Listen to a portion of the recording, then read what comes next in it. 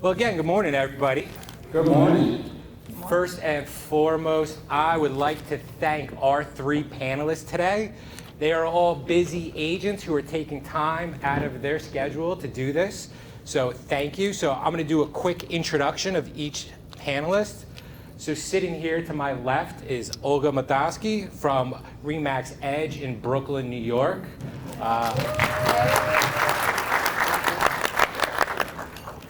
Our next guest is all the way from beautiful South Florida, from Stuart, Florida.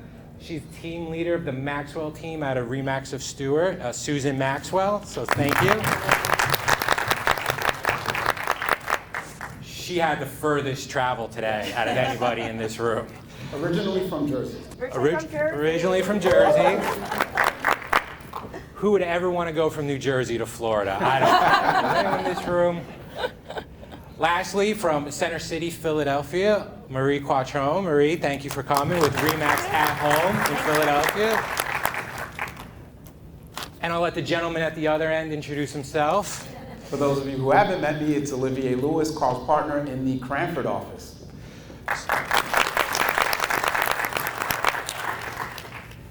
So really what we want to do today is we want people to be able to leave here of things that are working in today's market. Is today's market a competitive market? This is the part you interact. Yeah. Today, right? Who would say it's interactive? If you're newer in the business, newsflash, this is not your typical market, right? Has anyone here dealt with multiple offers in the last year? Anyone? Anyone? Has anyone here thought they were going to get a listing and then the listing sold without you in this market because somebody knocked on their door and asked them if they were selling? Yep. Yeah. You know, there's always those clear indicators of when people are getting ready to move. So these are all challenges that we are facing in this market, and we just want to unpack and give you some actionable steps that you could go back and put into your business. So I always say the best people we can learn from are our other peers. Correct. And having peers in different markets sometimes brings a different perspective, right? All markets aren't exactly the same. So hearing what's been working in Florida, Center City, Philly, in Brooklyn, is going to be very exciting to unpack. Okay. And I'm excited to have an all-female panel for the first time. All right? Because there's a rumor about who runs the world. And being married and having a daughter, I can't agree with him more. So funny. Carl and I never got so many thumbs up and likes about the panel since before this. It's amazing we didn't do it on purpose, but the all-female panel seems like the right choice, Carl. Yeah. So let's start. And I got to thank the panelists because sometimes public speaking is not easy, and you have to step a little bit outside of your comfort zone. So with that, I'm going to start with, Olga. Tell everybody here a little bit about your story, how you got into real estate. Hello, everyone. I still don't know why I happen to be here. I still don't know that. But and I can't really be brief, but I'll try. So, Carl, please cut me off if you need to. Please. I'm trying. I came to this country 23 years ago with just $100 and 2 kids, and husband as well. So, of course, yes. I needed something fast for career. So I went for IT, I went for computer programming school. It took me 2 years to realize I hate it with a passion, and it's definitely not for me. I realized I'm a people person, and I wanted something closer to be an entrepreneur and have no ceiling in my salary. So I was trying different things, and in a year or two, I got my first license as a salesperson, and I joined a company. It was a local mom and pop shop. Amazing people, amazing culture, great broker, everything is good. After 2 years, I thought that I need to move on. I just thought that I'm plateauing and I need to open up my own business. That's how my story is a little quite different from other stories. Usually people go for salesperson, then they go to sales associate broker, working for a company, and then when they're ready, they open up their own business. With me, it was opposite direction, so I basically ran for my business right away. After 2 years being with the company, I decided I'm ready. So I opened my own company, and I work as an individual broker. And in a couple of years, I formed my company. It was also mom and pop shop. However, I had 30 people under my wing. And again, great culture. I was trying hard, not realizing what I need, not having system. So basically, I was a buyer's broker. Even during those 2 years, I still continued my business with being a buyer's broker. Almost 12 years passed, and I started thinking something, I'm tired, I'm burnt out. I was a supplier, I was a recruiter, I was trainer, I was a manager, and on top of it, I needed to be able to afford all this, shop. So I was a producer. And then when the question arose, what am I doing? Am I plateauing? And I started tracking my numbers. Zillow came into place, and I realized that after selling 20 properties 1 year, next year I doubled. I doubled in my transactions, doubled in my volume, but I still brought the same amount of money to my home. So that was alarm. At the time, I had a couple of deals with a guy. He was a local agent from a big company. His name is Mike Napolitano. And I started looking, because we had 2 deals together. Of course, we were killing each other. And I found so many similarities. Interesting guy in terms of what he does. I started noticing that he was sweeping my marketplace. Like, I thought I'm a queen of Brighton Beach, Shipshead Bay, those are the areas from South Brooklyn. And buildings where I felt like a queen, that I would get a referral. The guy was sweeping everything. So I thought, no, I need to know the secret. I need to meet him. And luckily, I saw his first seminar on Facebook. As I said, he was with a big company. And first seminar, informative, amazing seminar. And at the time, at the seminar, people were trying raffle. I am never lucky. I never win anything. And I tried though. So majority of people, they got that book by Gary Keller, Millionaire Real Estate Agent. And of course I didn't win, but then they announced the winner. And guess who it was? I was the main winner, and I won private time with Mike, 30 minutes private time. That basically turned into a 40-hour conversation. He was showing me some secrets, and I was very skeptical, thinking that how this guy, young guy, how can he teach me something if I'm for 15 years in business and I do everything. I have an admin at the time, I buy Zillow market share, and what I do wrong? When he told me his numbers versus my numbers, I was in shock. I was skeptical, not believing any word. And then he told me, Olga, if you give me a chance, I will double your income. I was, come on, you will double my income. I know everything. So that was my, yes, that was my wrong belief. And thankfully, I admit it. And when you're the smartest person in the room, you're in the wrong room. I was not the smartest in mind, but I was definitely most driven, most productive, and I left the room. So that was my new era of Olga Moldavsky as a listing agent and as a top producer of South Brooklyn. And you ask where I'm now? Yes. The guy basically did not double my income, but tripled it. So the first year I got it triple, and ever since then, it's been 3 years. Every year I see dramatic increase. So that will come to probably broader question about the education. Now I'm out of my comfort zone. I never regret it. And Carl asked where I'm now, and look where I'm now. Carl is sitting next to me. These mega stars are next to me. You guys, Olivia, they reached out to me, so I feel thrilled. And thank you. Thank you. Olga, can I share a little secret? Which one? That was a yes or no question. Then yes. I have to say is I reached out to Olga about being on the top agent panel. It was in the middle of July. She goes, when do you need to know by? I said, by the end of July. And she says, all right. July 31st, she reaches out to me and says, can I meet with you? I said, oh, you want to meet? She's like, I need to meet with you, okay? She was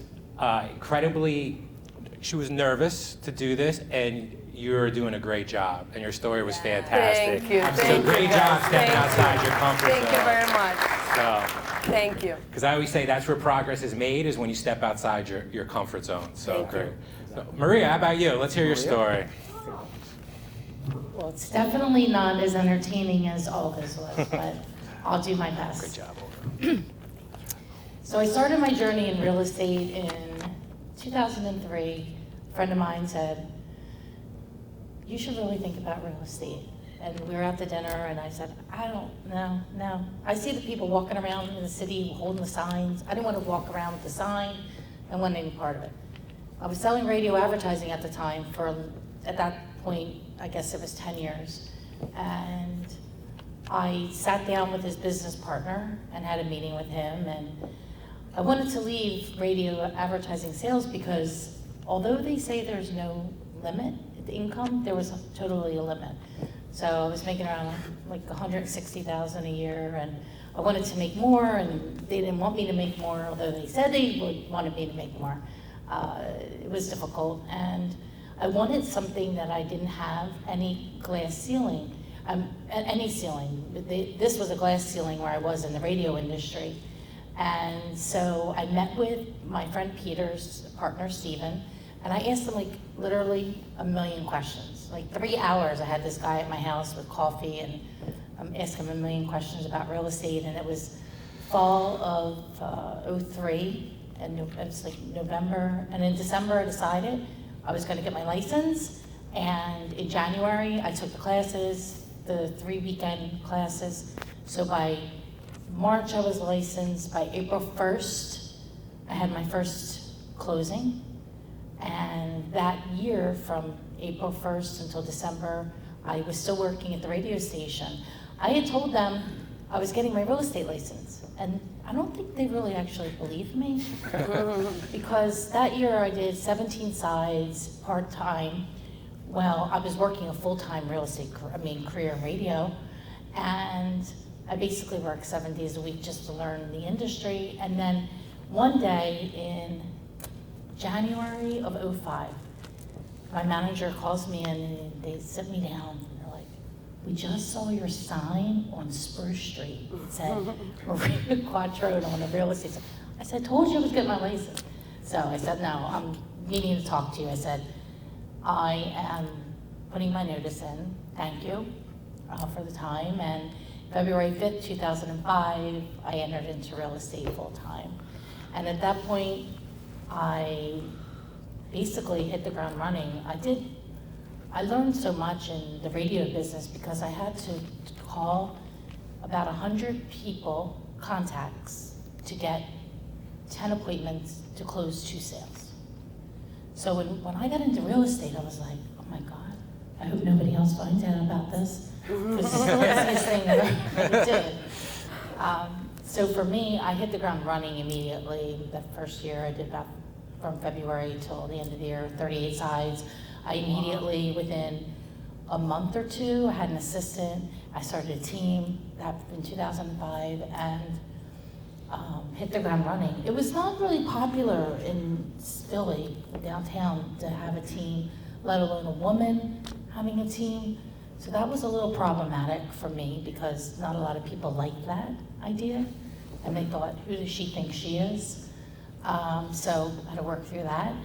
But I continued to grow my business. I had moved my business at that time to a larger brokerage. And I stayed with them for about 8 years. I was the main listing agent. I had a team of buyer's agents. I had 3 admins.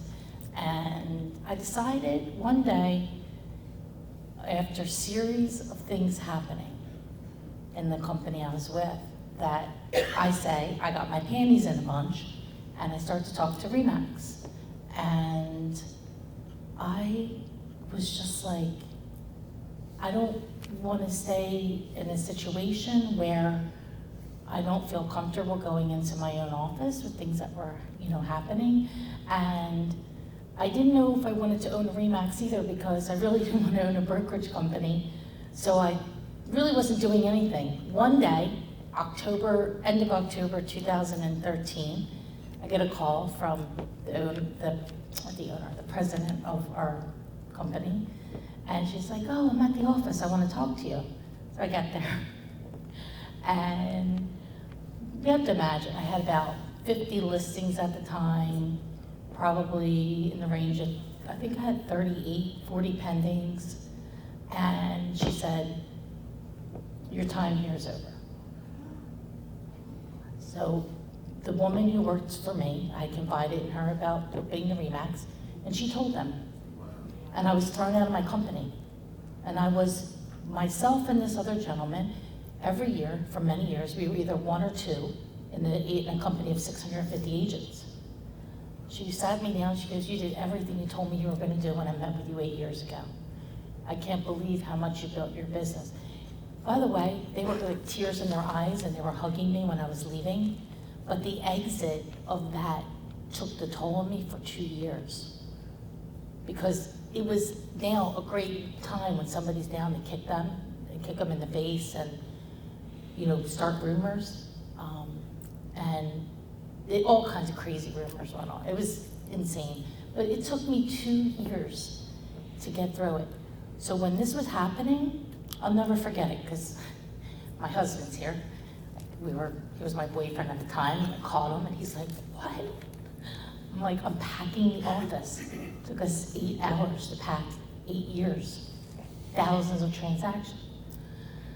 So I go downstairs, because we're on the 8th floor of this building, and I made a phone call, because I was already talking to RE/MAX.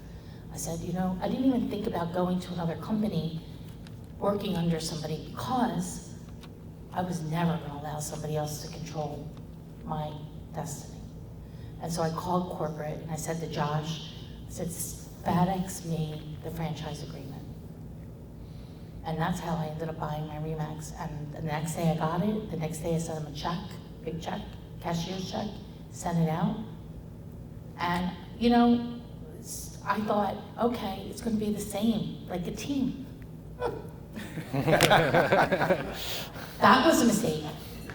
It took about 3 years, 2.5 to 3 years to really get things going and figuring out where. Now, you gotta imagine, I'm bringing in over $1 million, way over $1 million in commissions, okay? This is a big deal. A big deal because I'm trying to figure out how to run a company now and not just be a team leader.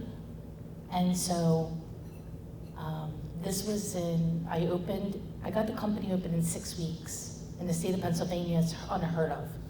But I made phone calls and I got it open. We opened January 2nd. And for the next several years, I was struggling through this whole thing that happened. And so I continued to sell, and I started to recruit agents, and then I went to selling and I'm recruiting, and finally one day I said, I'm gonna get back into sales. It was 2016, like full force. So that next year I sold 187 units, myself with some, my back office staff and everything, and I went from there, and for 4 years straight, I just hustled in 200 units, this and that, and then I decided, I was coaching, I coach with John Cheplack, I don't know if some of you know him. It's how Carl and I met, actually. And I'm listening to the people, and I'm listening to the other broker owners and team leaders, and I'm saying, I'm gonna build my company now, because I've been a sales agent, and I'm really good at that, but I'm gonna build this company, and then the pandemic hit, so we continue to build upon that, and there's some things we'll talk about today, which I'll tell you that I start doing then, but that's my story thus far. Incredible. Thank you, great story. Susan? Good morning, everyone. It's wonderful to be back in New Jersey. Yay. We're looking forward to spending some time with family later, so we're really excited to be here. So, talk about getting out of your comfort zone. These two ladies are a really tough act to follow. My story is going to be short and sweet. So, My son, who's here with me today as my traveling companion, he has autism. And when he was younger, we started a lot of therapies. So I took off. He was about 20 months when he was diagnosed. And I took off from work during that time to get him acclimated in all of his therapies. Well, after he started going to school full time, I said, well, maybe I can go back to work part time. But what a great part-time job of a real estate agent. Did anybody ever think that? Yeah. So, and you can make your own hours? Yeah. That's how I started. But after a while, as many of you know, it becomes more and more and more and more. So I built from there, and I absolutely loved it. And luckily, I have a fantastic husband who took over going to school meetings and baseball games and everything that I was, supposed to be doing. But that was probably back about 10 years ago. And then I really jumped in full time and started a little team and had a little team for a few years. It didn't work out so well, and I sort of realized I'm probably a better agent than I am a team leader. So working on my own with one other young lady in the office, and then my very, very good friend, Kathy, called me up one day and she said, I know that you've been after me to get my license. Well, I did, and I'm ready to join your team, and I have my friend Fran, and she's joining too with us. So, okay, well, now we have 4. And then a year later, another young lady from another RE/MAX company called me, Jackie, and she said, I've just really been wanting to join your team. I said, well, let's talk. And she's like, oh, and I'm bringing my friend Stephanie if she wants to join too. So before I knew it, I had a great team. I have a great team. There's 8 of us. We're super, super great friends, so it doesn't even feel like we are going to work every day. We talk on the phone every day, we talk throughout the day, we're constantly in communication. We did a big thing last week. We hired our first gentleman. So we're really excited about that. So that's my story, and I'm just so, so excited and so very honored to be here today. Thank you for having me.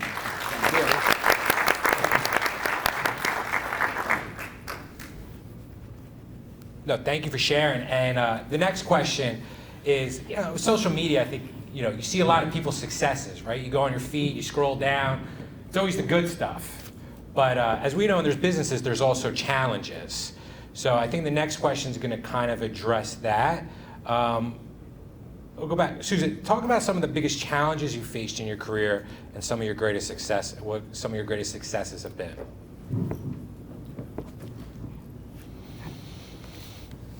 Yeah, I think that one of the biggest challenges, especially when somebody is new, is that, and you don't have a lot of business, is you tend to hyper-focus on a lot of the clients that are not really ready to buy, and you're spending a lot of your time and spinning your wheels. That was a big learning experience for me, is to really qualify the clients and know when they're ready and when they're not. Successes, I always think, are when you've done a good job and you have, a referral from that client. So in our business, it's 95% of our business is repeat business and referrals. So that's what I think of being a success, is when other people recommend you. Great. Great. Maria, do you want to answer that? Same question. Sure. I guess from a challenge standpoint, I've told you already about the 13-14 thing and the exit and all that. But last year was, with COVID, I would say, Pennsylvania, we were closed for 10 weeks. So no in-person showings. In New Jersey, it was open. So that was really, really tough because I was never in the office. I was usually out at a function, a charity event, at our private club, networking, or lunch with somebody, dinner, happy hours, all this. So I was really in shock when they closed us on March 20th. And I sat with my team on Zoom, and we thought about what can we do. So by April 1st, I started to do Facebook Lives, and I started interviewing my friends in the real estate business. And then we decided like a week or two later, we're gonna make a podcast. And we're talking about what that should be. And I said, you know, we have a lot of challenging, I call them cases, clients. Because we do expired listings, and sometimes we're not the first broker, we're the second or third broker to get that property sold. So I said, you know, we offer solutions to people. And so we called the podcast Be the Solution. I've interviewed, gosh, I think over 140 guests since April 1st of last year. I go to Facebook Live, it's on YouTube, and a couple of the different, our Facebook channels. But I think that's a great success that came out of COVID. And it was a way for me to be, I was watching all the other agents and brokers in our community, and nobody was doing anything. Nobody was on social media. They weren't even talking about it. I think they just took off for like a month or so. But I didn't take off, and I stepped up in the community, and I had successful agents and team leaders and owners like Carl on the podcast over the last year and a half. And I think that's been, took a challenge and made that into a success. And I will tell you what I've learned from this podcast situation. One, the questions of the podcast are not scripted. So that means that whatever anybody says, I have to actually listen. And it's made me a better listener, a better owner, my company, a better wife, a better friend, a better, from a standpoint of just interviewing people to come to the company, but interviewing the guests on the show. And from that also, like, I'm not afraid to have a conversation and talk to, there was, you know, a couple hundred people here, 50 people, 5,000, I don't care. Because I've already, when you're on the internet live, I'm on the internet live, usually right now, 8:30 on Wednesday mornings I do it, but today, I decided to come here instead and to be with everybody here to hope to share some of this information with you. But when you are on it live, it's out there, and it's out there forever. It doesn't like go away. Yeah. So that's my recent success. That's awesome. That's great. That's great. Olga, how about you? Oh, Here. oh, thank you. Okay, my biggest challenge is to set boundaries with my clients. It's hard. I know you need healthy a healthy relationship. Sometimes I cannot say no. I'm working on it, but it's just traits of my personality, being too responsive and too responsible. The second challenge we have in Brooklyn, not majority, but big part comprises of big co-ops buildings. So complexes, cooperative complexes, where you have to go through a board to be accepted to the complex. So I am always looking for justice. That's also like from childhood, I was born with that. It's crazy, sometimes it's a liability rather than asset. And you know, I always stand up for my buyers, sellers. So sometimes it happens such unfair treatment and decisions by boards. I know every management. For so many years I've been selling co-ops, not only co-ops, but the majority of them for 19 years. And a bigger part of my business was co-ops at some point of time. So I know all the requirements. So we usually find qualified, highly qualified people. So recently I had the situation with these people saving lives. They work, both medical workers, amazing family, immigrants, great story, 2 kids, and just because of personal reasons of the board president, personal interest in the ownership, they got rejected, and basically without even an interview. So I took them by hand and brought them to the board, which is I can't allow, you know, I'm not allowed. However, that's my integrity. It just, did it make me any benefit? No, I was escorted by the police officers out of there. Yeah, that was quite a story. I almost handcuffed, but they listened to my story. Of course, they were on my side. Did it benefit me? Probably not, but did I feel awesome? And my clients, they still remember me. It's my returning customers and clients, and that's how they feel. So sometimes it's just, you need to stand up. Seeking for justice that we always do. And another challenge, I would say, is hire and fire. When I hire, I cannot say no, even though I know the person is not for the business, I can't say no. And with firing, I can't say goodbye. That's my problem. And biggest success is how ironic it sounds that it's closing my business, my own shop, that I've been working for so many years to make it happen, and admitting all my flaws. Finally, I came to the idea. It's not always people have this notion, wrong notion, that when you're a broker owner, you have everything. It's the peak of your success. With my story, it's not. It just showed that you need a leader, you need a coach who will pave the way for you. And that's what I did, and I'm proud of that decision. That's great. Great.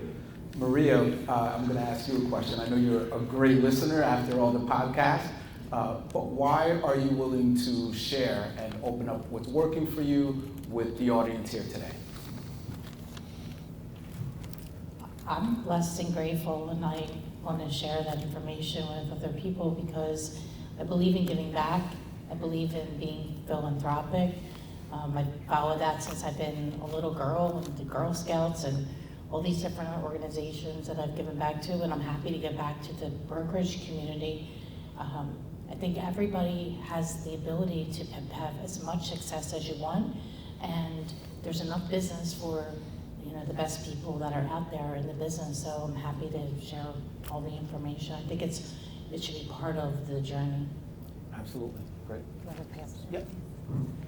Yes, I feel the same way, and I also feel that there's really no secret. It's really just sharing information amongst everybody. Here you go. Your pick. Which one? Okay, it's the same. I mean, I have two reasons. It's bad and good. The good one, I'll start with good reason. Just to get my message across so people know, and maybe if not avoid mistakes, but at least to use some tips and some ideas so they can learn from my lesson. But the bad reason, Carol already mentioned that I am breaking my fear of public speaking, and it's my first big event. I always say no, and I have been, but I couldn't say no to Carol and Olivier. So I decided to break my fear and be with you here. Selfish reason, but I'm honest.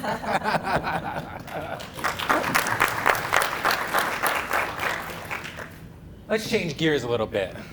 Let's unpack. I always say in this business is our number one job when growing your business, or you're in the business, is typically the lead generation. Because without lead generation, without leads, a lot of the other stuff's not going to come in the business. So let's talk about a little bit about lead gen. Can you unpack 1, 2, or 3 of your top activities that you are doing to generate leads in this market? Because I think too, in the last 18 months, we've seen more change in the market in those 18 months than we might have seen in the last 5 years. Yeah. So the only constant right now in the business is that things are changing, and they're not changing by the year, they're not changing by the month, they're not even really changing by the day, they're changing by the minute. So that's why I was so glad these three decided that they would do the top agent panel, share some of the lead generation, because we want to talk about things that are working today in the market. There's a lot of things you could go search on YouTube and find that is quote unquote working. But Olga, talk about a couple of lead generation tactics that you're using right now. I want to start and focus on the simplest. I mentioned Mike, my coach, before. So he always says, do not invent, replicate. It's easy, of course, if you can invent, that would be perfect and amazing. However, see what others do. And I always remember those books, Alchemist or Acres of Diamonds, when they have their success just under their very nose. They don't know, they're looking far and traveling the world, but apparently it's right there. So sometimes I go to nail salon and I get business from there. I'm loud, people react, reflect, and they reach out. So recently I got an amazing customer selling $1 million house from nail salon. I meet people in the elevators. I everywhere. Recently, we traveled to Aruba Beach, and one person I met, a group of people.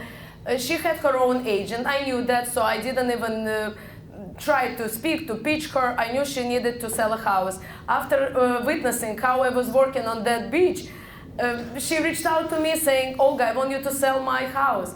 And it was a great, great opportunity, and I sold that house, again, $1 million listing. She just forgot her own agent, I don't know the reason, but I was proud that she chose me. Just seeing my hard work. Also, I want to mention Zillow. Zillow is amazing lead generator. Not only when you pay and buy your marketplace, you can always use those free resources like for sale by owner. I got so much business this year just from FSBOs. Never believed in it, but since I transitioned to listing agent, after being buyer's agent for almost 15 years, it's incredible. It's just like Mike always jokes, money is on the streets, so FSBO for free. And also, I am a big believer when you have a healthy combination in your social media profiles. I'm not pro two different profiles, so I keep everything in one profile, my business and personal. And not everyone likes that. However, I think nobody cares about that picture of a toilet from your last listing, but they do care what you just did on Saturday night, what drink you had, what restaurant you went. So I think it just needs to be healthy, like fine line. Of course, all those companies like Vulcan 7, Mojo, you have CRMs and you use them for lead generation. You participate in those membership. It's not a big investment, but it can bring you potential a lot of money. Real quick, Olga, with starting Call for Sale by Owners, what advice would you give people since you just started? Yeah, I started like 3 years ago, and I think confidence, they feel it right away. Within minutes. I know not everyone, I mean, confidence is, it grows from skills and knowledge. Of course, knowledge is first, but I would say confidence. And just try to engage the conversation. And as Maria mentioned, listen more, and then people want to talk to you. Excellent, thank you.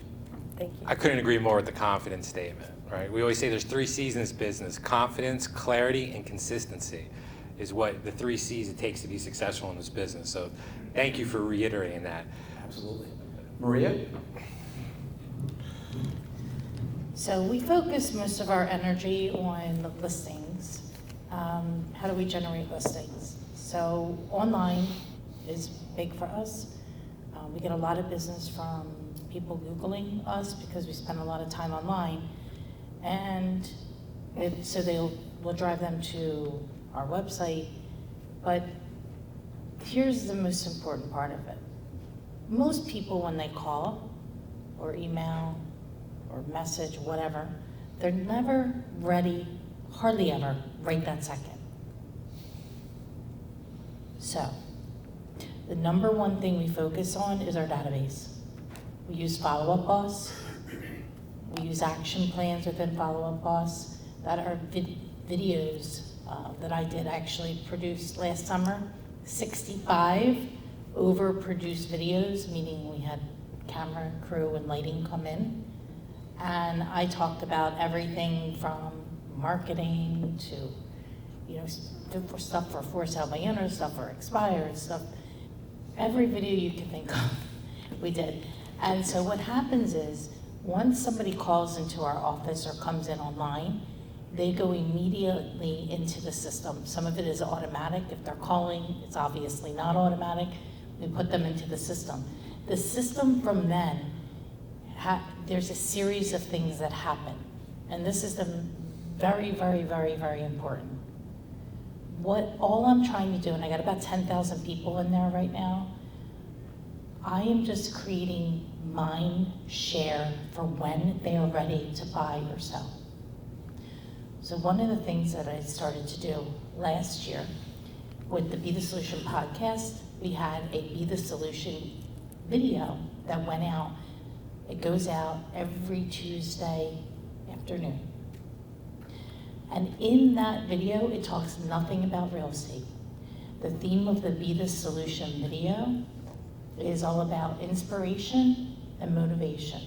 And it could be whatever it is I want to talk about. Sometimes we research topics that people are thinking about right now. But all of that goes out through a video every single Tuesday. So the people in the database, our past clients, our future clients, our active clients, all know me. They may not even work with me because they may work with somebody else on the team, but they all know our company because we spend so much time in the database, not just sending them the videos. So I'll give you an example. A listing opportunity, and I hate calling people leads because it's kind of rude. So I call them opportunity. So a listing opportunity will come in. They'll immediately get put into the database, appointment scheduled, then you'll get a series of videos that I've done that go out. So these 4 videos that go out are to build confidence in them for our ability to get their property sold. And some of the videos, one of them is about marketing, one of them is about why hire our team, and then we have 2 testimonial videos that go out. And they're from clients that have worked with us for many, many years and have a very, very long and deep relationship with us. And they also get the marketing presentation in these emails as well. So by the time myself or whoever else is going to go on the listing appointment goes, they already know who we are, they know what we do, and we're there to just talk to them about the strategy and the pricing and how we're going to move forward. The reason why I bring up this database is that your future business the gold mine is the database. And if you have listings, you have buyers. So we don't use any pay for buyer leads or anything like that. We don't do any of that kind of stuff. Everything's focused on the listing, doing a good job for the listing, getting the listing sold, marketing the listing on social media. And let's just say that they don't sign right away. Then I have a series of videos created for if they're short term, if they were ready in 3 months, if they're going to be ready next year, that goes out. One's 18 months long, the other one is 3 months long, and we have 20 of these different sequence of we call them action plans that go for different things. One for investor, I have one for recruiting, I have them for sellers and buyers, and this is where I think we make a mistake in this industry. Most business is not now business. So focusing on this database and really, really spending the time and effort is where we've been able to sell so many clients. I'll give you a quick example. A couple weeks ago, before I went to vacation, I randomly texted somebody through my follow-up boss. And I thought it was somebody else I was texting, but it was these other people, because I couldn't remember. Anyway, they came from an open house of $1 million listing that we had a couple years ago. They didn't buy the listing, they ended up staying in their home. I randomly texted them. They've been getting the emails. She's Victoria, she's opened the emails up, and her husband Damon. And they said, oh, since COVID, we've been living in the Poconos, but we're coming back. We just saw this condo. We think we want to buy it. We think we want to sell our house now. So she's somebody that I hadn't talked to her since COVID, but the database talked to her. I talked to her on all the videos, 10,000 people every week.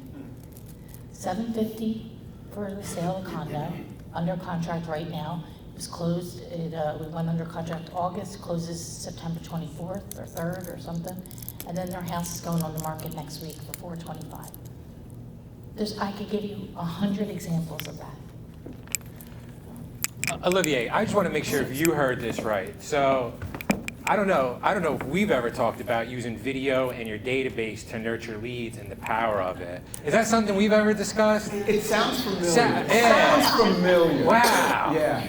That is, I know everyone sitting out there is probably thinking, oh, it does work, huh? Yeah. And I gotta say, Maria, I Love that. completely agree with you. I've always said there's two types of opportunities. It's the sales opportunity and the marketing opportunity, right? And agents love the sales opportunity that's ready to transact today, but more business is with the marketing opportunity that you have to market to.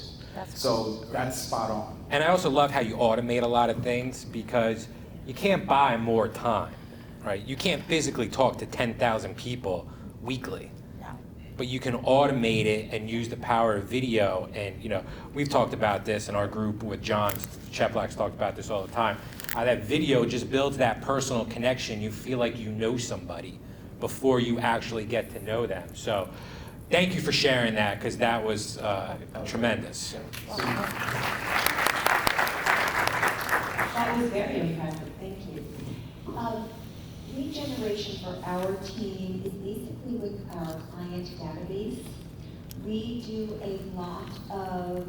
obviously a lot of videos, and we send out monthly newsletters, and we stay in touch. But we also try to get together for parties. We're very big on one-on-ones. Again, Florida might be a little different than what you've experienced here. We've been out and about. So we did a Mother's Day luncheon. We had over 100 women. We did a Father's Day. We did a summer party. We do a holiday party, which we're planning now. We also, I'm sure some of you do the apple pie giveaway. Has anyone done that? We do. Oh, Can you unpack that real quick? Sure. So our broker started this, I don't know how many years ago, but it's amazing. So it's called Pie Day. And what we do a few days before Thanksgiving, well, actually a few weeks before Thanksgiving, we send out a postcard that we are going to be giving away an apple pie for Thanksgiving. Thank you to our clients for being great clients, and we're giving you an apple pie. And we make a day of it. Last year we did it on a Sunday. Normally we'll do it a day or so before Thanksgiving. Last year we tried a Sunday. We did a whole day. And we had food and drink in our office, and people would come in, get the pie, they hang out, they talk a while. There were a few people that were uncomfortable with actually coming in, so we would have somebody come out to the car, and then we go up there, chat with them. But one of my agents, Maria, just got a $1 million listing, and the woman said to her, "I love that you give us a pie every year." Imagine, come on. So we try to get together with our client base as much as possible. We are very relational. We always feel that people want to do business with people that they are breaking bread with, partying with, having coffee with. So that's a lot of our lead generation. This year has also been a little different. I think open houses are amazing. There's been several open houses where we pulled up to the house and there's already, 10, 15, 20 cars. So that's been a really good opportunity for our agents. And the other thing, we also do Zillow leads, which we've had great success with in the last few years. And really just picking up the phone and calling people, and especially during the times that we were closed down a bit, and just saying, how are you doing? How's your family? And one of the biggest fears for me, especially, is picking up that phone. And my coach used to say, well, after you hang up, how do you feel? Were they angry you called? Did they not like it? I'd be like, oh, we had a great conversation. Why are you scared then? So it's just getting the fear over. But we try to set a goal for ourselves to do X, Y, Z phone calls a day, a week, a month. And again, after we do hang up, it's always great. So it's just getting over that. Susan, can I ask you a quick question? So at one of your events, how do you promote that event to your database? So if you're going to do a picnic or something, or a holiday event, how exactly are you promoting that? We do a few steps. First, we normally send out a paper invite in the mail. And then we have two great assistants. They'll follow up with an email or several emails. Don't forget, just a reminder. And then ultimately, the best, obviously, is always a phone call. Because we'll find that we don't hear from people RSVPing, but as soon as we call, they love their own, oh yes, I would love to come. And then if we can't get people on the phone, we do a text, because that's easy. We can do text, lots of text in a short amount of time.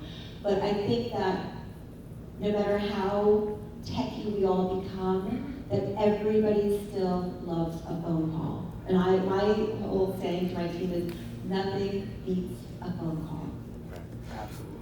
Does anybody here struggle with reaching out to their past clients and database? Does anyone feel like, I know I have to, but it's difficult, I don't know what to say, I don't know what to do? Anybody, interacting party, you can raise a hand? Yes. Humor me? Yes. Thank Yes. you, thank you. Right there, Susan just unpacked exactly how to get over that fear. You do an event, you call, you text, you send an email invite. You have now just reached out to your database with an event, whether or not that person comes, 4 to 7 times, all with how you do the invites. So if I tell people you should be reaching out to your past clients 20 times and they look at me like I have 3 heads, I just wanted to show you a real life example of how you can do 7 touches with one event. If you do 2 events a year, that's 14 touches. And your database and referrals are always some of your greatest lead sources. So thank you for unpacking exactly how you do it, because that's really the formula if you want to really flywheel your database or if you've lost touch with your database. Anyone here afraid to re-engage and reconnect because it's been too long? Right? Great way to do it. Well, that's a great way, because it's an indirect way to re-engage the relationship without calling and saying, hey, it's me, Olivier, remember? You know, so these events and just reaching out in multiple ways is an easy way to re-engage and start those relationships all over again. Especially calling with a purpose. Exactly. It's always awkward to say, hey, I'm checking in. Yeah. You feel awkward making the phone call. They feel awkward getting the phone call. Hey, come on. Hey, how are you? Yeah. So I know we haven't talked in 8 years. Yeah. And what do they say? Well, we moved twice since then. Like, well, okay, I'll talk to you later, right? Exactly. Has that happened to anybody ever? So Of it's a great course. way to re-engage with your database right there. Exactly. So switching gears to education, what have you guys found has been educational tools and resources that you've used, and why have they worked for you? Start with you, Susan. One of the things that we started this year is our team book club. I have several book clubs that I do on my own, but we've taken some books, and some of them that, oh gosh, off the top of my head, I love this Think and Grow Rich, The Ninja Realtor, and we'll take turns in our team reading the book, because not everybody wants to read, so one person's given the book and then has to do a synopsis that makes it a little easier. And that's really helped, and I always feel that it's great to learn from each other and other ages. I don't care if you're 6 years old or 60 years old. I think that we learn from our peers. So I always learn something from our team when they're giving their book report. And just obviously seminars and webinars and anything we can get our hands on. How about you, Olga? With my story, it's extremely important to educate myself, as my story showed that during some years, even being a broker owner, I was pretty stagnant, plateauing, and I needed something new. So when I joined Remax Edge, I mentioned Mike already, who is my coach. He was literally standing behind me. I was using a dialer, and with his tone, call. And I'm like praying that the other side will not pick up, of course. And then great relief, they didn't. And I say, I will call them again from home. No, you call now, the second one. I remember those sessions. I needed 3. He always mentioned, you have a talent that you never used. And that's the bigger problem, that some people, they have different talents. But you definitely can become a successful listing agent. I did not believe in it. I was pretty close-minded. And I thought, you don't speak common native language, you cannot get the listing.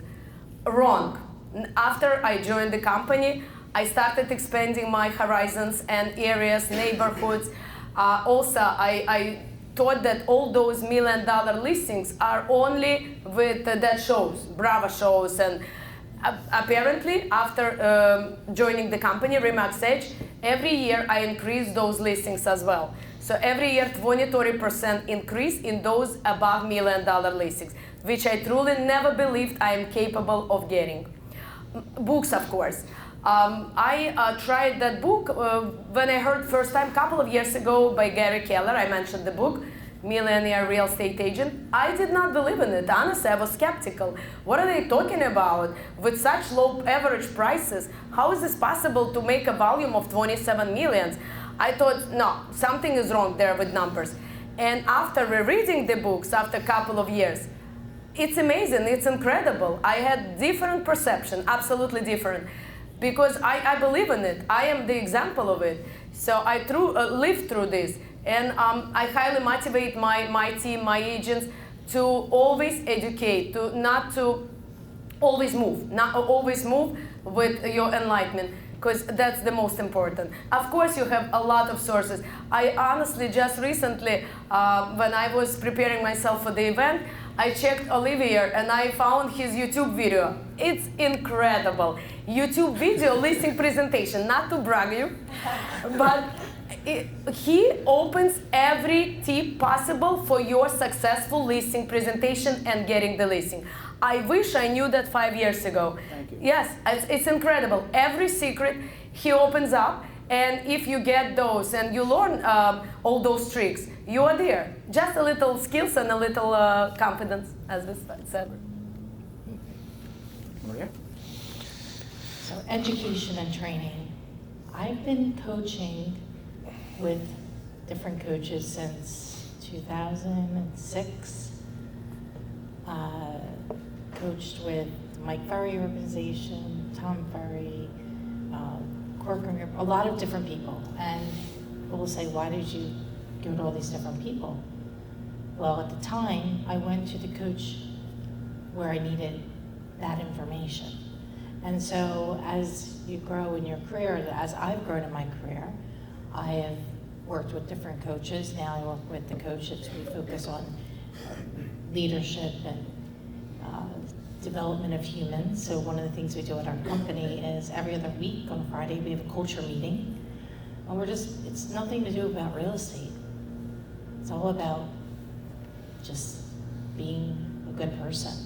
And what does that look like? And how we can do personal development. So focusing on personal development for me over the last several years has been huge. I worked with a couple of different coaches on that, and also I like to read, so books are really important. I just read the book, Who, Not How. I really enjoyed that book because you may say, well, I want to do these things or that or this or whatever. You have a list, and you don't know how it's going to get done. So it's figuring out who you can bring to work with you in order to get that done. It just was like an easy read, but it really opened my mind to a lot of different thoughts that I didn't know how we were going to get these things done, and I really enjoyed that book. And another book I just read, Winning by Tim Grover. That was a really great book. I also attend real estate events. I'm going to one next weekend in Tahoe for 2 days, and usually I do between 4 to 5 events a year that I attend in person. I believe in constantly, you have to right now be on top of it, because the world is moving super fast and things are changing so quickly. And if you do not get education, do not keep up with this, it's going to be a big problem, because there's so many other types of people that want to get into our industry. Wall Street wants to be the biggest owner of real estate. We need to be able to be ahead of some of these things, and the only way to do that is to surround yourself with with other smart people. I like to say, like, I'm the dumbest person in the room. I like to be around smarter people than myself, people that have been there, done it, and are doing more. You know, it can be a little bit scary being in those rooms because you're, oh, my friend here, they just did 3,000 units or 5,000 units or whatever, their companies. But you have to put yourself out there and, you know, step out of your comfort zone in order to grow. So I think that's part of education too, is being able to do something to step out of your comfort zone. I read the book many, many years ago, Darren Hardy, The Compound Effect. And if you haven't read the book, read the book. I've probably read it 10 times now. So, and I talk about this all the time in my company. And it's the beginning of my podcast. It's actually on there. It's a little 30-second video of me. And I said, okay, if every day you could just if you draw a line on a piece of paper with a ballpoint pen, right, one line, and draw 365 lines. If you get better just that one tiny bit every single day, where will you be a year from now? Because the time's going to pass anyway. And our office on our networking group in Facebook, if you search Darren Hardy, we have that book on audio version for free that you can listen to. What is it called again? The Compound Effect. Oh, Compound. I'll send it to you, Olga. Thank you. Oh, yeah, we have it an audio version. It's free in our networking group. You just got to search Darren Hardy. We'll repost it back up too. It's a great book. Yeah. Great. Let's talk. How about your goal setting? You know, being really successful team leaders and growing year after year. How important is your goal setting and as well as scheduling personal time? Because I don't know if anyone ever feels like that in this room, that this business and your personal time can blend together very easily. What's personal time? Exactly, especially in this market. All right, talk a little bit about your goal setting and you know, scheduling in your personal time and everything in the business. Susan, you want to go? Sure. So we do a whole big goal setting, our team, usually the second week or so in December, so that we're all set for January. And I have them do it, we're really kind of simple. So I have them do the 5 things that they really want to accomplish. I think that if you start getting too big, it gets too overwhelming, you're not going to go back to it. So we take the 5 things that we want to accomplish, and then I think I'm very old-fashioned. I give everybody a planner where we love paper on our team. So on our planners, we write our goals at the side so that every day we have to look at those goals. So I'm a big believer, as I've learned years ago, if it's not in writing, it doesn't exist. And we just reiterate our goals. We have a weekly meeting on Mondays. And we also talk every morning. We have a meeting, whether it's, you know, just through text every morning, and we just reiterate our goals and look at them, and of course encourage each other. So I'm a really big believer in write down what it is, and it will happen. Maria? So goals. So one of the things that we focus on is daily commitments. What are we going to do today to make our goals? Because you only can focus on today. What happens a lot of times, people will say, well, they want to do all these things, and it becomes overwhelming. So we just break it down. What are we going to do today to be able to make the week, to be able to make the month, to be able to make the year? And focusing on what those commitments are. We don't call it goals, we call it a commitment, because a commitment is something that you're going to do no come hell or high water. It has to happen. So every single thing is built on the back of a micro commitment. All we're trying to do is not get overwhelmed, focus on today, what has to happen today, how many contacts, and that's different for everybody, but on average it's 20, 25. And how many appointments, what are your other goals, what are your personal goals, and mapping it out just on a daily basis. I like to do things called stacking the deck. What does that mean? Okay, so you see my outfit here? I have similar clothes, these shirts in different colors. I kind of wear a uniform every day. Now, when it's 100 degrees out, I wear a different uniform, but generally speaking, I wear a pair of same type of slacks, same type of heels, why do I do this? Because I don't want to waste my time and energy having to think about my clothes. Okay? It wastes time. I can tell you, you'll be staring in your closet going, what the hell am I gonna wear today? And you just took up that energy that could be used for something else. So I also plan my food.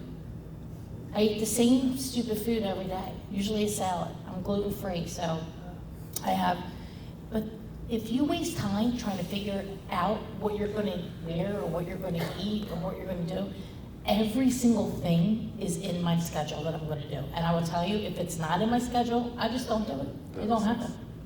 It's in there. I said, if you want me to do something, I tell everybody in the office, put it in the schedule. My schedule is blocked all day long with stuff. We could talk about that later, but every single thing you do, the least that you have to think about it, the better chances of it actually happening. So use that energy, because we don't have like this, there's only so many decisions you can make a day. You can't make 100 decisions, it's not possible. It's like, once that gas runs out of decision-making skills, you don't have any more. So you have to save that energy for the important things that need to get done. And those things need to get done first in order to make your commitments. You have to, like either say Brian Tracy's book, Eat the Frog. You have to eat that frog first, get the hardest thing out of the way. Once it's out of the way, you can feel more confident that it got done and it's not on your shoulder, knocking at you, right? So those things are super important in keeping our commitments. Thank you, that was great. That was great.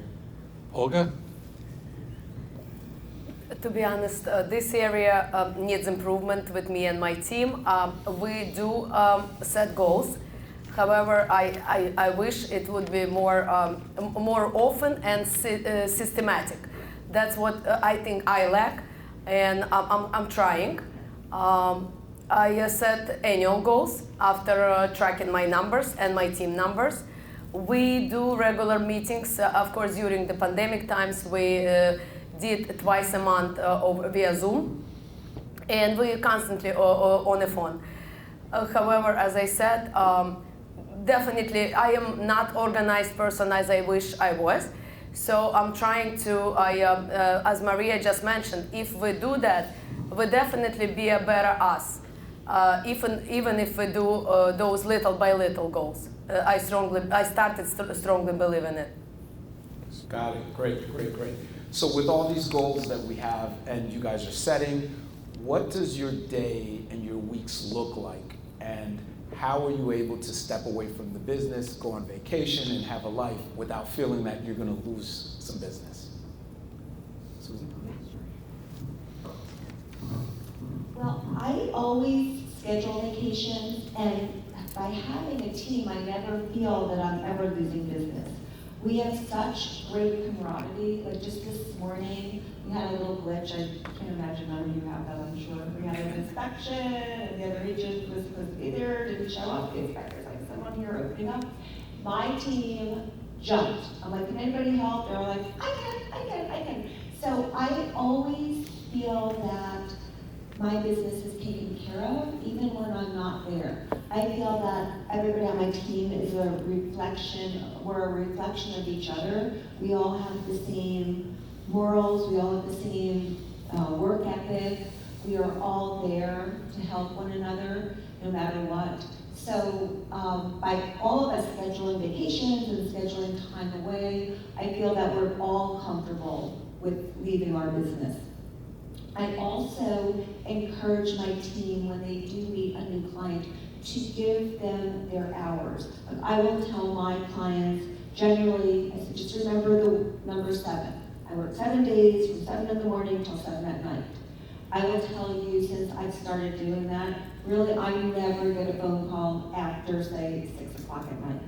If it is something that's urgent and we're negotiating something, sure. But for the most part, people will not call me after 6. Do I get calls at 7 in the morning? Yes, that's when I'm full of energy. So I really do encourage my team to set some boundaries on hours. I mean, you hear people saying, I work 24/7. Come on, nobody's doing that. You can't be taking phone calls in, the middle of the night. And I think that people like hearing your hours, that they know, oh, I can call her between the hours of, say, 8 in the morning till 7 o'clock at night, or whatever your hours are. And it gives them a boundary, just like a child would like some boundaries. So I don't know. That's how we keep our business running. Excuse me. So as I mentioned before, my schedule is completely time blocked. I time block in 15-minute intervals between 15, 30, or up to 1 hour if needed. We have standing meetings every week that are in our calendars, our listing meeting, a sales meeting, one training meeting. And so everything is systematized and in the calendar. I don't work Sundays, and in the summer, I don't work Saturdays either. But I have a team, and we have a system for the team where somebody is on call on the weekends to take the phone. So that goes through the 4 different admin who will handle that, so that our phone is pretty much answered from 8 a.m. to 8 p.m. 7 days a week.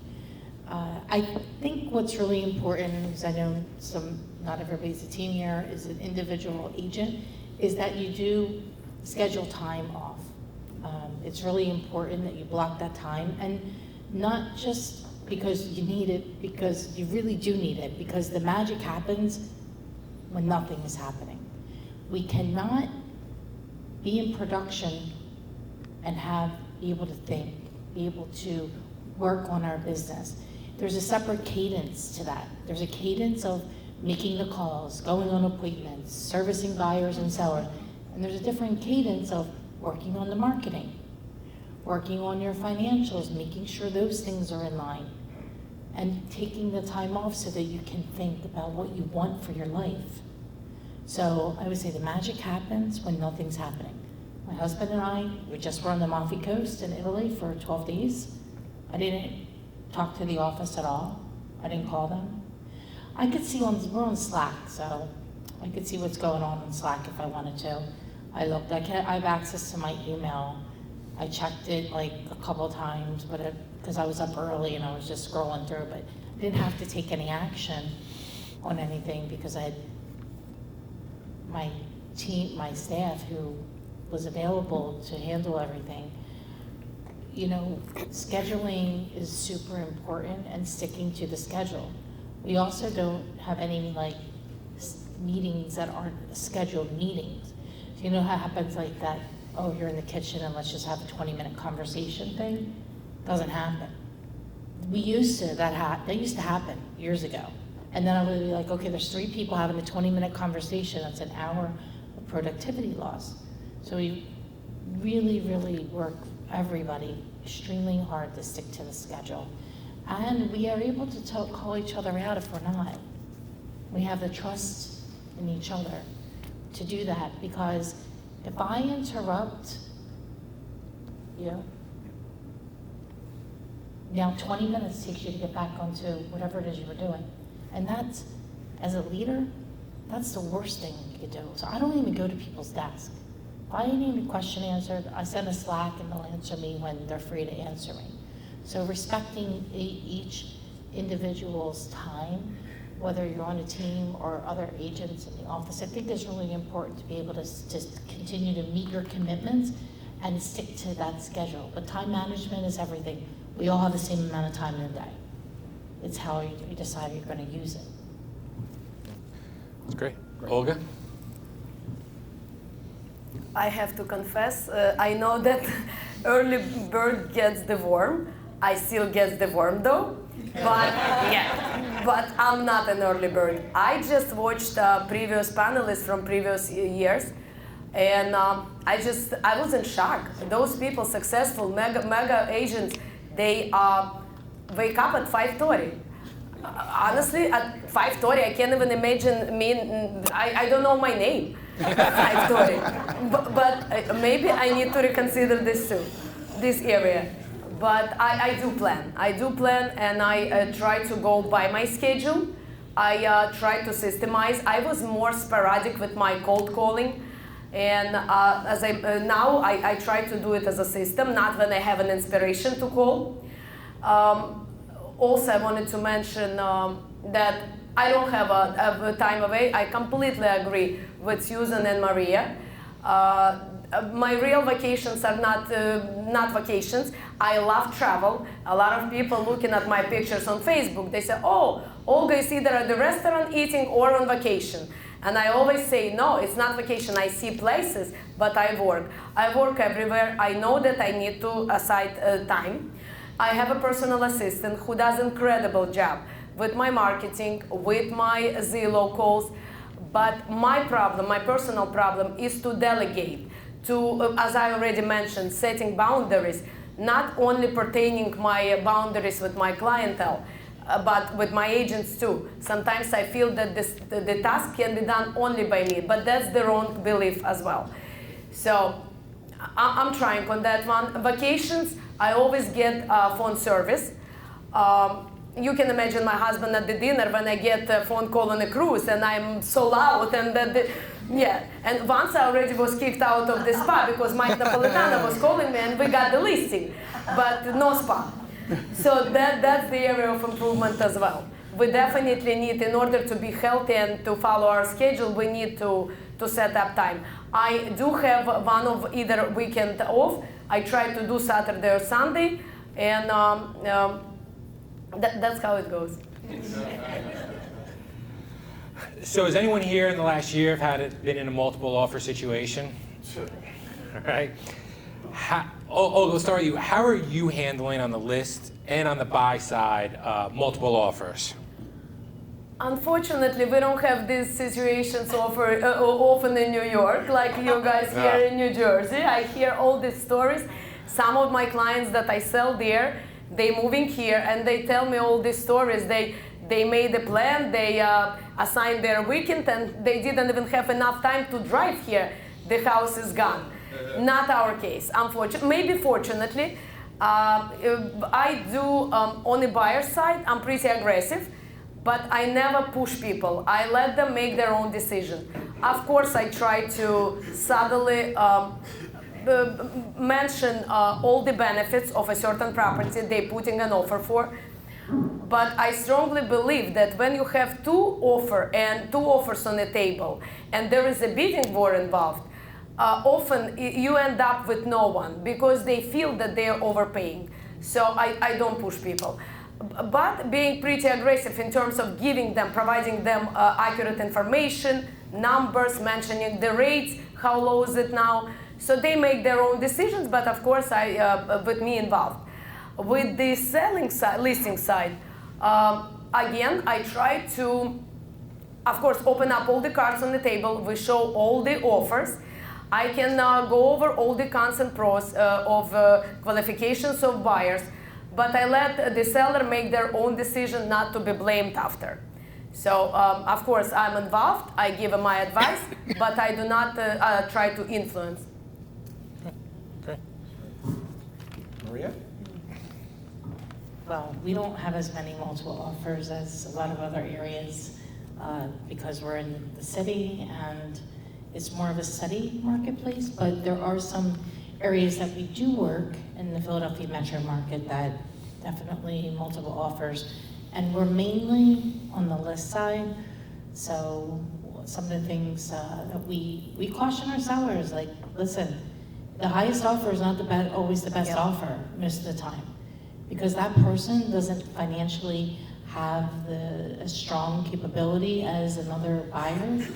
We do try to push them towards the one who has the strongest financial capability, especially, and then if it's an FHA buyer and they don't have the money and they're the highest offer. We had one like a month ago, It fell apart because I told them not to take the offer. I said, it's not gonna appraise. It's gonna appraise for 235, but it appraised for 234. They took a 240 offer. The buyer didn't have the gap money. This was all forewarned. So we only can do our best to direct them, right? But we do look at all the offers across the board. We make a spreadsheet for them. We go through them. We follow up with the lender to make sure that they indeed, this is like a solid deal. But that person who the appraisal didn't come in, they also ended up losing their job. So some things you can't foresee. That's the business. You know, you have to expect that it happens from time to time. We know that all deals aren't going to close. On the buy side, you know, I don't want people waiving inspections unless it's an investor. And if they do, they're going to sign off hard on that.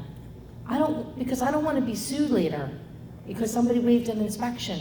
Do your inspection. I tell the sellers too.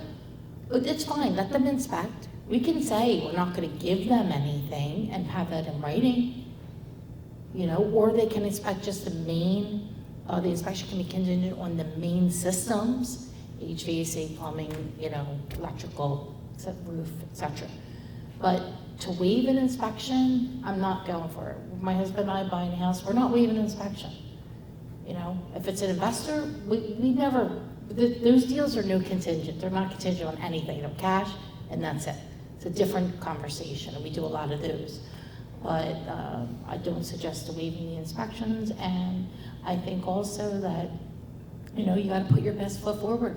Agents get mad at us because they're like, well, we call for all offers. If it's a multiple bid, we call for all offers at a certain time on a certain day, and that's that. If somebody was like a half hour late or something, we still will accept it if it's a half hour. But we can't go back to every single offer and say highest and best. The seller's gonna decide, and we're telling everybody, put your best foot forward. If you know there's multiple offers, don't offer asking. Just crazy, or under asking. Like, why waste the time? But yeah, the city downtown, we're like, oh, we got an offer, we're happy. We have to do price reductions right now. So if the market hasn't changed here, you know, it will, if it hasn't already started. I hope that was helpful. Okay, I'm from Florida. We have multiple offers. We're all out here. So let's talk about buyers first. In our market, our specific market, anything under, say, the 500 range is flying off the shelves. You've got multiple offers, and we have a lot of cash. Do you all have a lot of cash? Yeah. Okay, so it's very hard for our buyers who are financing to get a leg up. So what we have been doing with all of our buyers, or 95% of them, is an escalation clause. Is anybody using those? We have had great success with our escalation clauses. So in a nutshell, basically what it's saying is buyer agrees to go XYZ over the highest offer that the seller receives. We go in at full price. We do not go over full price because with doing the escalation clause, there's really no need to. So let's say the listing price was 500. Our offer would look like 500, whatever the financing was, or whether it be cash, and buyer agrees to go. We usually go anywhere between $1,000 to $5,000, depending on the price of the home, over asking for, with proof of the best offer. So we have had great success with that. We also don't like to waive the inspection either, but we will do a 3-day inspection. We have our group of inspectors who work with us and say, we will get out there the next day. We appreciate your business, we will be there. We also will call the listing agent and ask, what is the best date for the seller to close?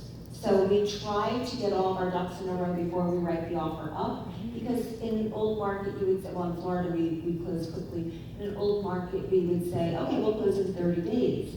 Well, in this market, that's not necessarily the best for the seller. Maybe they would like a 3-month close, or we're doing a lot of also, which we didn't do up until a year or so ago, post-occupancies and leasebacks. So we'll close the contract in 30 days, but then the buyer will either let the seller rent back, or in some cases, just stay there for X, Y, Z. So before we write the offer, we're also asking the listing agent, tell us what is best for your seller. So that's been very successful for us. As far as the listing, what we've been doing is taking the listing, putting it on the market, usually on a Thursday night or a Friday morning, and then doing 2 open houses, Saturday and Sunday, usually 1 to 3, 1 to 4. And then telling all of the buyers and the agents that we are going to present the offers to our seller on Monday and make a decision on Monday. And most of the agents will know it's highest and best, but I always, once I get all the offers, I will send an email out to every single agent and say, thank you for your offer. We are in a multiple offer situation. Kindly submit your highest and best by Monday at 3 p.m. And then I like to personally sit down with the sellers, if at all possible, put everything out on the table, and go through the pros and the cons of each offer, and of course it's their decision. So that's what we've been doing with our multiple offers, and in Florida, it doesn't seem like they're going away. That's great. Before we start to wrap up, I mean, we have 3 incredible agents here. Does anyone have any questions? If so, raise your hand. I'm going to come down with the wireless mic. Let's see. Jeff, you have a question? Yeah. You win because you're here. What do you do when you have multiple escalation clauses? We do. So, oh, we do have. Turn it off. Did I break that one? Got it? Hello. Did you turn it off? I don't know what I did. I can talk loud. I can use steps. I think it's back. Is it back? No? No. Yeah. So we do have multiple escalation clauses, so we have to look at every aspect. Then it goes into, of course, closing date and inspection period, appraisal. I should have also mentioned that in our market, if it is financing, a lot of the contracts that are coming across are waiving the appraisals. And, for listings, we're not even taking anything that has an appraisal contingency. We just don't need to. So there's a lot of factors, but yeah, we're definitely seeing it. And I also, in the last few weeks, because now we're starting to get, our market's starting to get a little tighter, a lot of our business comes from all of your buyers in the New Jersey, New York, and Eastern area. So we feel that you've all been on vacation this summer and you're starting to trickle down. So I'm starting to see higher escalation prices. Where it used to be 1,000 was pretty typical, 5,000. We just received one the other day for 7,500. So I think that makes a difference too, and especially with the appraisals being waived. Who else has a question? Raise your hand. Bob? This is for Marcia. Since everything you do is scheduled, does that also apply to incoming and outgoing calls? I don't answer my phone. Hold on. So you get I'll back at a explain. scheduled time? Yes, I'll explain. Okay. I don't think this isn't, no, it's not working What? yet. Okay. So all calls go to the office. Plugged it, unplugged it. And the office phone is answered by one of our staff members. And if it's a call, everybody asks for me all the time. 95% of the time, call's not for me. It's for somebody else in the staff. If it indeed is for me, then there's a scheduled callback time that day that they will place the call in my schedule and with that vendor or client or whoever it is. And this way they know exactly when I'm gonna call them, and I'm not playing phone tag with people. I hate playing phone tag, and I wanna know in advance what the call is about, so I'm prepared, and I can be efficient and get to the point with them. Could you just keep the mic for a second? Sure. I just wanted to ask What's the question? regarding the videos, do you prepare multiple videos at one time to send out to your clients? That's a great question. So we do something, it's called intentional video. And during intentional video is when we set aside X number of hours where we're going to shoot a series of videos. Now, I've been doing that for a while. In the last month, I was hiring a new person, so we didn't do it in the month of August. But it's very important that you don't shoot the video on the fly.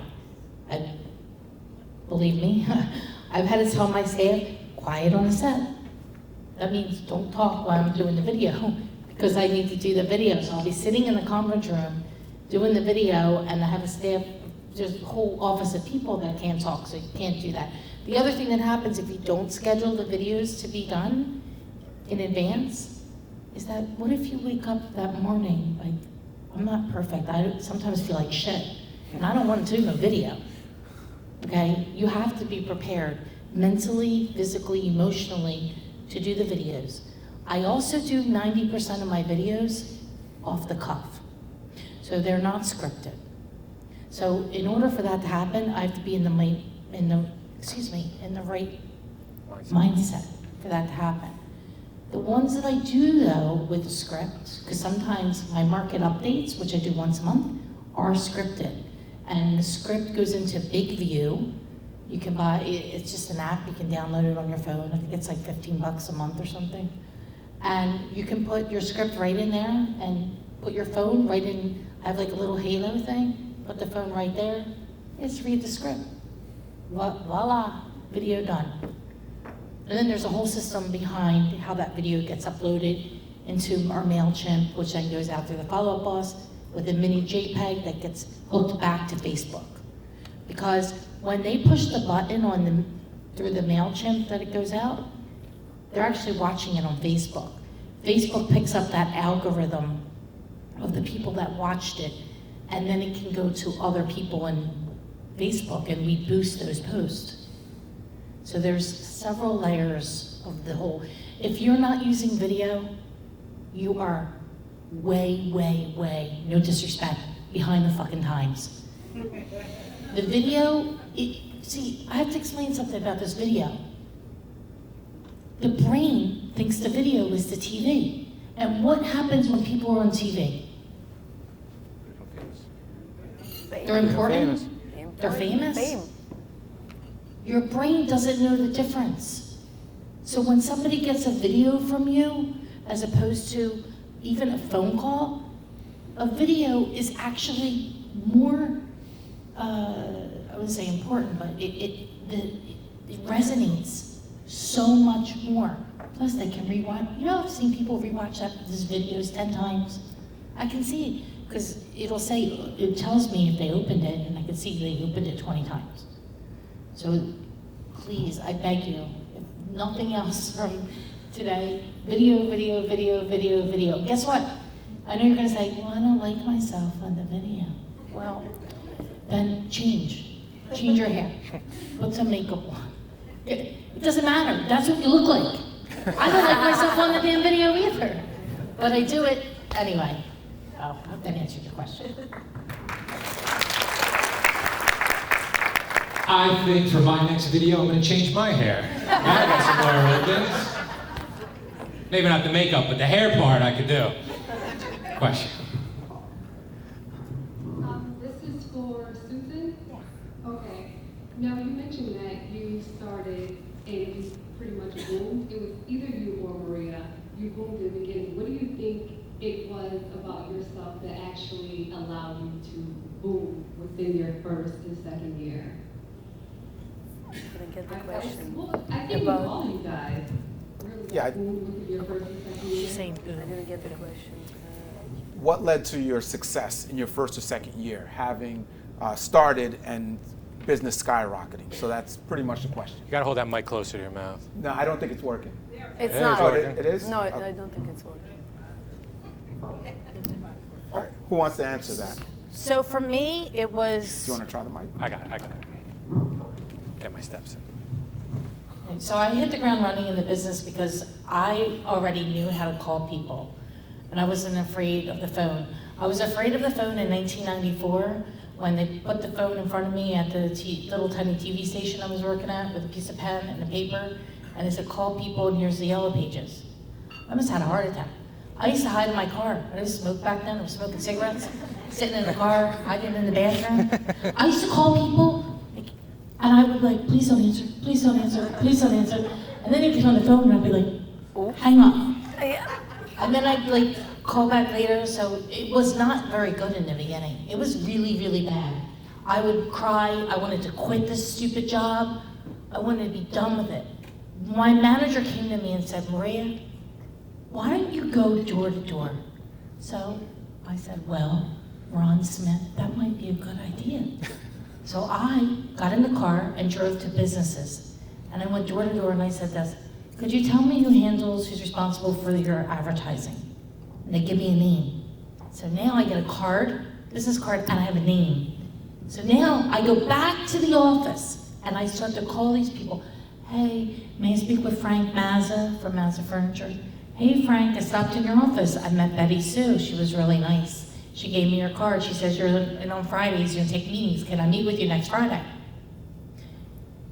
That gave me the confidence to continue to make the calls.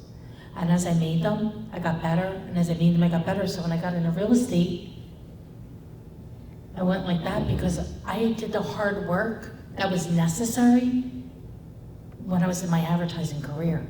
But it has to happen. The hard work has to happen somewhere. Learning to make that doesn't ever change. So eventually you make so many calls, you don't care anymore. No. I'm not attached to the outcome. I don't give a shit. You're either gonna work with us or you're not gonna work with us. Okay, next. That's it. That's the truth. So with that, I had no fear. And I had belief and confidence. And yeah, did I fall down? I told you, 2 years I was in like a mental mess up state because of what happened. But I still got up every day and I never, ever, ever, ever gave up.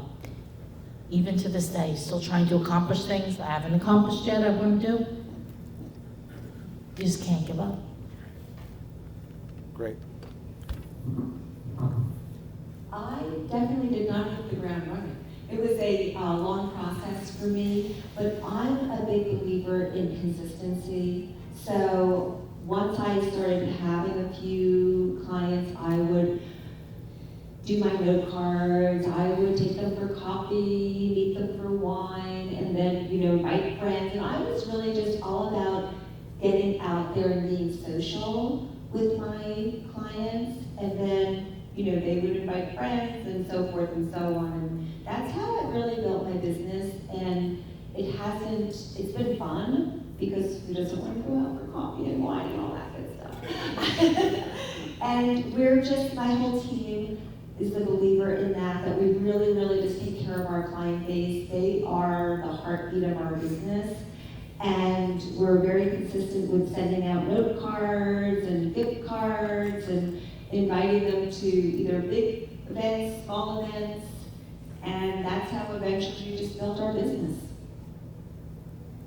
I just wanted to mention and elaborate a little bit that my success came only after 14, 15 years of business, which I just realized that you cannot be fully successful, you cannot see the money we're making right now as the listing agents. I was always busy, I was always known, and I always did buyers, only buyers. I only pick up my phone for the listing appointment only when those sellers reach out to me, not the vice versa. That was the wrong belief of mine. I always thought buyers need me, so they chase me. That's what I like. But I was always afraid of reaching out to the sellers, because sellers, they have a lot of people who are chasing them. So it's like kind of vice versa dynamic. And they don't need me.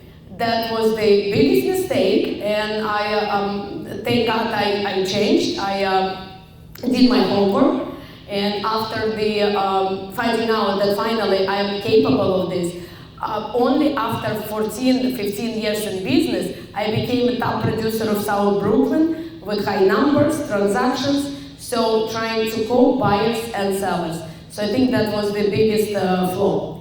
Despite the fact I was always busy and always had business, people know me, but it's not the same business. We have time for like 1 or 2 more questions. Who back here? Do we have questions? Did anyone pick up anything today? Yeah. All right, good, good. Last year, any other questions? No? All right.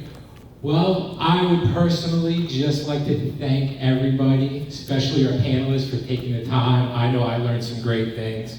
I hope you guys took some takeaway.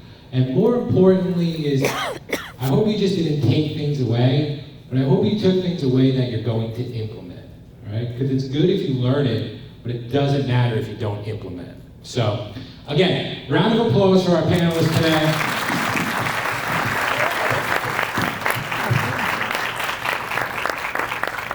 And keep an eye out, next month we're going to have our training. We're going to have a special guest. Many of you already know him, Wayne Frederick. He's a real estate coach. He's going to be in town in October, and we're going to have some training seminars with him, so keep an eye out for that. Thanks everyone for coming. Thank you again to our panelists, and I hope everyone has a great day. Can I say a word? Yeah, sure. Yeah, I just realized I wanted to say something important, at least important to me. I want to use Oscar Wilde's words, a very famous quote. Be yourself. Everyone else is already taken. I love that. Be authentic. That people appreciate. And people always remember how they feel. So I'm a stronger believer in reputation, not among only our clients, but among all the agents and brokers. So I gained that reputation during all those years. I think it's very important too. One last thing, everyone. Keep in mind, if you ever have a referral in South Brooklyn, Thank you. in Southern Florida, what part? I would say South Florida. South Florida, or in Philly or outside the Philly suburbs, connect with our panelists on social media, reach out. If you need, Carl and I will always provide their information. So let's reciprocate any referrals. One thing, if anybody has any questions about anything today, you can message me on Facebook and I will reach out to you and answer any questions that you have if you want to know more about the videos or anything like that. Thanks so much for listening. Thank you.